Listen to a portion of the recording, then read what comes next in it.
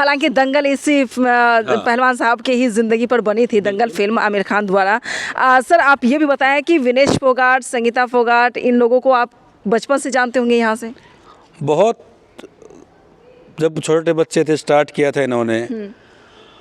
गांव में अखाड़ा था, और जो उस मूवी में दिखा रखा है वो जितनी टफनेस, जितनी हार्डनेस से गुजरी है, बहुत छोटी उम्र से ही।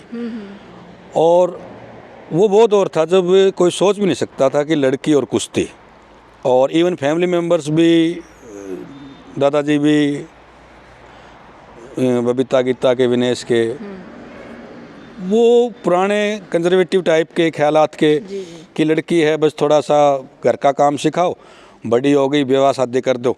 तो जब इस प्रकार के लोगों के बीच में इस प्रकार से बच्चों को तैयार करना कि ये मैट पे कुश्तियाँ करेंगे, ये लड़कों से भी लड़ेंगे, लड़कियों से भी लड़ेंगे, तो बहुत बड़ा एक बोल्ड, बहुत बड़ी पहल। और मैं तभी कह रहा हूँ कि एक ABCD।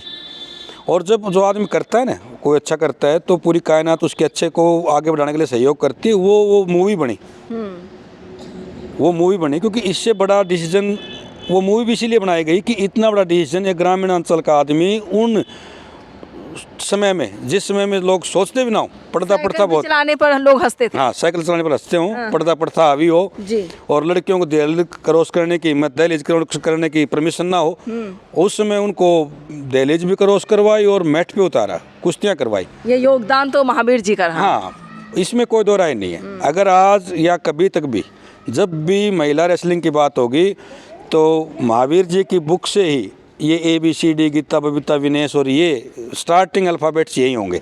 यही अल्फ़ाबेट, उसके बाद कितनी लंबी भारत लिख लो, लेकिन ये मैं बहुत नज़दीकी जानता हूँ और मेरे पिता तुल्य हैं। हमेशा हमें भी बच्चों की तरह से रखते हैं, या और बच्चे रहते हैं उनको भी। सुबह अब भी 4:30 बजे सर्दी में उठ के, जब बच्चे यहाँ बरामदे में कसरत कर रहे होते हैं, बाहर अरीना में रेस लगा रहे होते हैं, तो पर्टिकुलर ऑब्जर्वेशन, हर एक चीज़ का ध्यान रखना, खाना ठीक हो, देसी घी में हो। और जो बाहर गांव से बुजुर्ग आते हैं, जिनका जो भी आदमी सामाजिक प्रवृत्ति के हैं जी, उनको बिल्कुल मान सम्मान से, एक नॉर्मल ह्यूमन बीइंग की तरह से, वो कभी बस वो समझौता नहीं करते। तो आप अनुशासन से या खेल में नियमावली में बदलाव से वो सेट, क्योंकि जो जहाँ तक ये यात्रा करके देख लेता है, और फिर यहाँ उसके बावजूद भी बहुत सी बच्चियाँ यहाँ आने के बाद, यहाँ हमारा फैमिली रिलेशन तो बहुत पुराना है, लेकिन प्रोफेशनली हम 2.5-3 साल से ज्वाइंट हैं, एक साथ काम कर रहे हैं। तो अब उन 2.5-3 साल में 3-4 लोकल बच्चियाँ जो कभी नेशनल में गोल्ड मेडल लेके आई, फिर 2 बच्चियाँ बाहर गई, वहाँ भी मेडल लेके आई, उनके सम्मान समारोह हुए गांव में, सामाजिक सबूतरा था उसके ऊपर, पहलवान साहब को भी लेके गए यहाँ से, और उस कंटिन्यूस प्रोसेस में लगे हुए हैं। अभी कोई सीजन आएगा जनवरी-फरवरी में, और तो हमें ये उम्मीद रहती है कि अभी एक लड़की भूमि है, वो यहाँ भी आई है यूपी से जी, उससे मिलना आप। जी। वो यूपी गोल्ड मेडलिस्ट है। 2-4 दिन पहले उसका टूर्नामेंट हुआ था, यहाँ से यूपी गई खेलने के लिए, प्रैक्टिस यहाँ करती है, यही रहती है, यही पढ़ती है। अब वो जो यूपी फतेह किया अपने गोल्ड, उसमें मैंने तो पूछा उससे, क्या संतुष्ट हो गए? बोलने जी यूपी नहीं, भारत, और भारत से आगे फिर वो कहाँ से आई उस स्पिरिट, क्यों उनके पास आते रहते हैं गीता, बबीता, विनेश।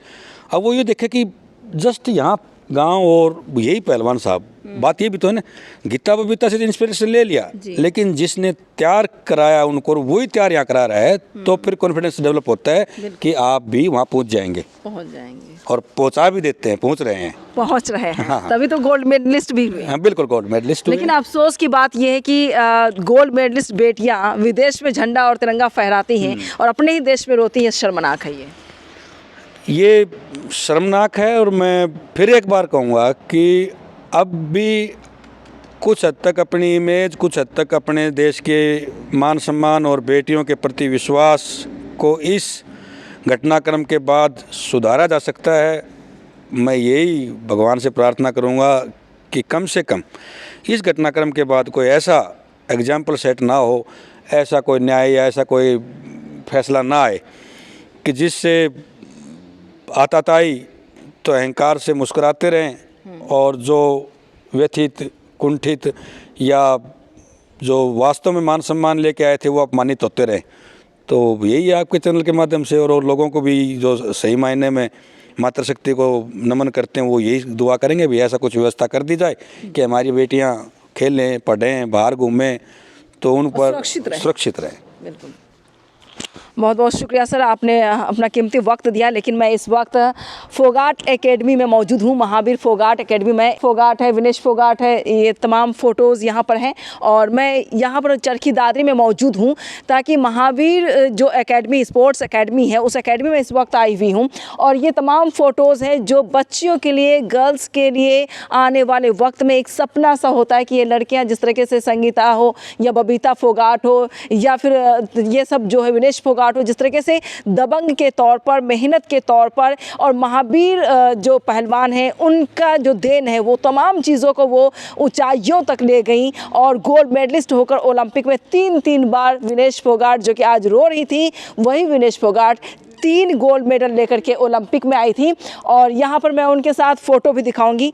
पहलवान महावीर जी की ये फ़ोटो है, पोस्टर एक बार ज़रूर मैं पैन करके चाहूँगी दिखाने के लिए। देखें, बबीता, विनेश, ये सभी यहाँ पर देखें, ये बेटियाँ हैं जो देश विदेश में नाम रोशन करती हैं। वो बेटियाँ आज जंतर मंतर में राजधानी दिल्ली में बैठकर इंसाफ की मांग कर रही हैं। इन्हीं बेटियों को देखकर न जाने कितनी बेटियाँ रेसलर्स बनना चाहती हैं, कितनी बेटियाँ विदेशों में अपना झंडा, अपना परचम फैलाने की कोशिश करती हैं और चाहती कि देश का नाम रोशन हो। ये वही बेटियां हैं जब जीत कर देश लौटती हैं तो एयरपोर्ट से लेकर हर जगह स्वागत के लिए हज़ारों की संख्या में अपने गांव वाले हो, मोहल्ले वाले हो, कस्बे वाले हो, शहर के लोग हो, हर कोई माला लेकर बैठे तैयार रहते। लेकिन आज वही बेटियां, दबंग बेटियां, मजबूत बेटियां जब आंसू बहा रही हैं तो अफसोस हर किसी को होगा। अफसोस इसलिए होगा क्योंकि ये बेटियां बहुत मजबूती के तौर पर अपने देश को प्रेजेंट करती हैं, अपने देश को गोल्ड मेडल दिलाती हैं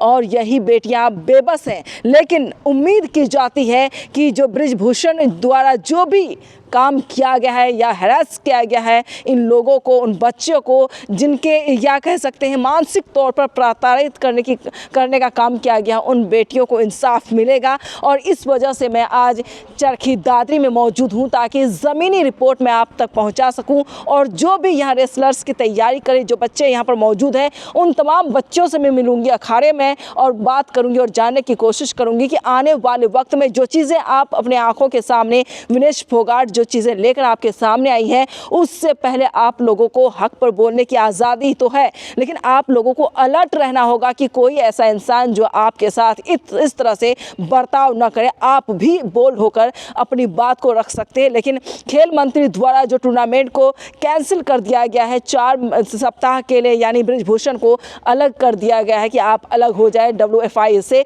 तो अब देखना होगा कि याचिका तो दायर कर दी गई है लेकिन फैसला क्या कुछ होगा, सबकी निगाहें उन बेटियों पर है। यानी विनेश फोगाट हो या फिर बजरंग पुनिया भी मैदान में है, तमाम लोग मैदान में, सभी पहलवान मैदान में है ताकि देश की बेटियां हर जगह मनोबल के साथ, मजबूती के साथ देश का नाम रोशन करें। इसलिए मैं आज ग्राउंड रिपोर्ट हरियाणा के चरखी दादरी में इस वक्त मौजूद हूँ, जहाँ की पहलवान, पूर्व पहलवान और राष्ट्रपति द्वारा अवार्डेड नवाजे गए महावीर पहलवान जी के एकेडमी में इस वक्त मौजूद हूँ। और अभी बेटियां जो भी आएंगी, जो विदेश में नाम रोशन करने वाली होती है, टूर्नामेंट में गोल्ड मेडल लेकर आती हैं, उन बेटियों से भी आपको मिलाऊंगी और बताऊंगी उनकी कहानी कैसी है। जैसा कि उन्होंने बताया कि एक बेटी है जो कि यूपी से आई हैं और गोल्ड मेडल जीत कर आई हैं। बहुत खुशी होती है जब बेटियाँ इतनी मेहनत से और कामयाब होती हुई नजर आती हैं। आता है तो हमारी बेटियाँ भी एक माता है, बहन है, ये बहू है, हर तरह से, हर रूप में, देवी के रूप में। हालांकि महिलाओं को भारत में देखा जाता, अब देखना होगा कि उन बेटियों को, उन लक्ष्मी को, उन दुर्गा के रूप को क्या वाकई इंसाफ मिलता है। अगर इस बार इंसाफ मिलता है तो इतना तय कि बेटियां वाकई सुरक्षित होंगी, और अगर इंसाफ नहीं मिलता है तो शायद हमारे पास भी कोई जवाब नहीं है, क्योंकि बिल्किस भी इसी देश की बेटी है और विनेश भी इसी देश की बेटी है और जितनी बेटियां आज आवाज़ बुलंद कर रही हैं वो भी इसी देश की बेटियां हैं।